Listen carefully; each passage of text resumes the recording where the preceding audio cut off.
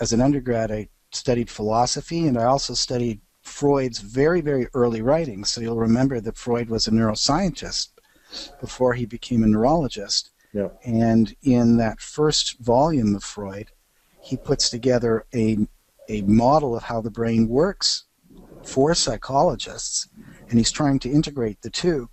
And I was intrigued by that because I knew from a work by an author named Peter Amateur that Freud's neurological education very much was the underpinning for what we now call his metapsychology, but his psychological principles were derived from what he had learned as both a neurologist and a neuroscientist. I wanted to understand these things in depth, so I began studying them at that point.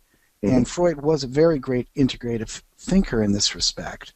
And, for instance, the notion that neurons that fire together wire together, which has to do with how timing affects how we form neuronal connections, actually derived from Freud in that very first volume of his standard edition.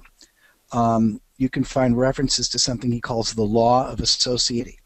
And in that, he basically argued that when a mental event occurs that has two components, let's say you see a man with a yellow hat, and he's tall and thin, you've got neurons firing for thinness and others firing for yellow at the same time.